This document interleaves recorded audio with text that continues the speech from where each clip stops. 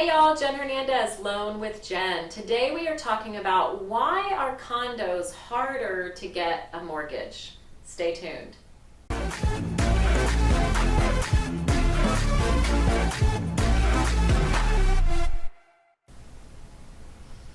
Okay, we're back. Why are condos harder to get a mortgage loan?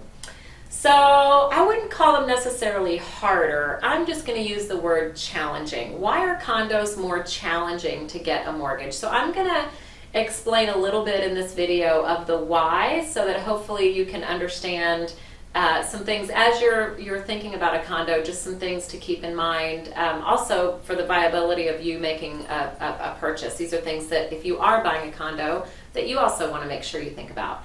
So a condominium is you only own the walls in. You don't own the land that's under it. You don't own the exterior walls. It is, whether it's a high-rise condo or a bunch of little, they might look like they're freestanding, but they're condos. So a condo does not have to be a tall high-rise building, by the way.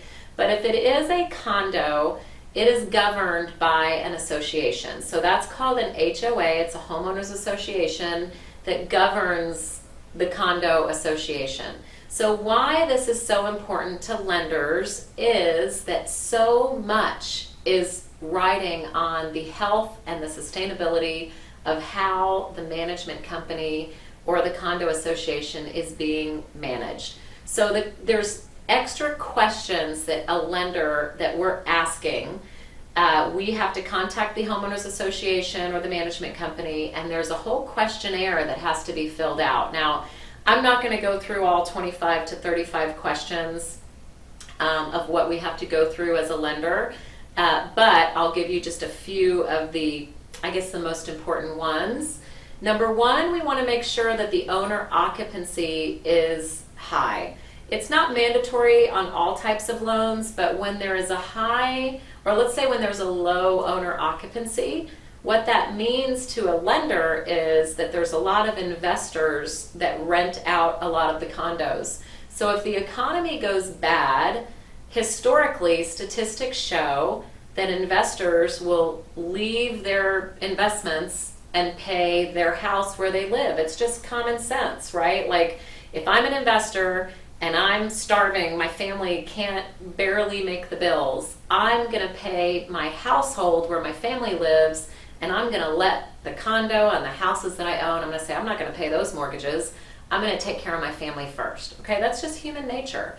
So historically, lenders are worried that if there's a lot of investors in a condo complex, that if the economy goes bad, they're gonna let those mortgages go.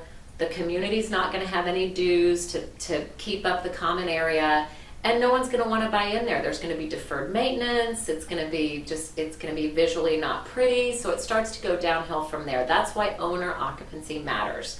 If there's a lot of owners in a property, they're going to take care of it more than they would if it's an investment. That's just what statistics show. Okay. Now another question that we want to know is more than 15% of the owners delinquent on their homeowners dues? Again, that's the sign of a broken economy. So when people can't pay their monthly dues, whatever the association dues are monthly, then the community doesn't have money to maintain items, to fix repairs, to do the normal things that they're supposed to do to keep the association going. So if 15% is a number that lenders have identified as being important to them as a trigger, like a red flag, okay? So that's a question that we ask. Another question that's asked is, are there any lawsuits pending? Does the Homeowners Association have any lawsuits that they're the defendant on, that if they lost, they would have a lot of money that they would have to pay for something? So we see owners suing the HOAs all the time for something. Again, as long as the HOA has reserves and money to pay whatever that lawsuit might be, it might be okay. I'm not saying if there's a lawsuit, we definitely can't do it, but we need to find out more information about the lawsuit. Another thing is we look at the budget. We look at the budget, we look at reserves. Does the Homeowners Association have reserves on the side for things in the future, like deferred maintenance, maintenance items that are kind of a once every few years. That's really, really important. So we look at the budget as well. We also look at the insurance coverage. That's really, really important. What a lot of homeowners associations try to do to save money is they'll group their policy on with piggyback on other policies of other unaffiliated projects. That's actually kind of a big red flag, at least for Fannie Mae, Freddie Mac, and FHA. That's not very welcomed. So we look at the insurance coverage. Is there proper insurance coverage? Is there enough there to where if there is a claim that everybody would be covered? So those are just a few of the things that in a condo lenders look at. So the reason this is important to you is condominiums do take a little bit extra processing time.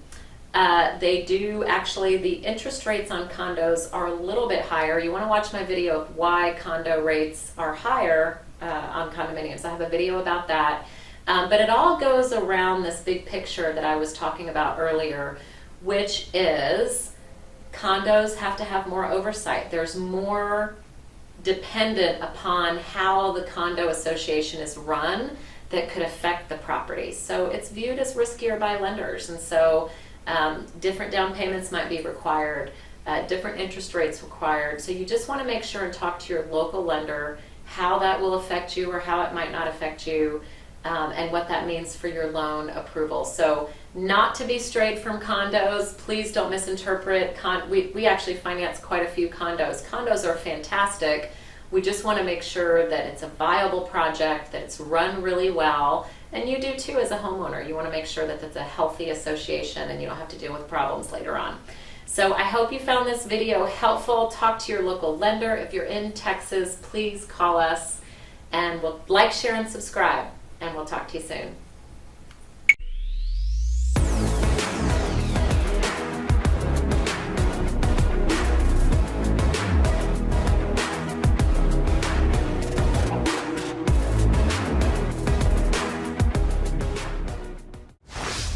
Legacy Mutual Mortgage is an equal housing opportunity lender.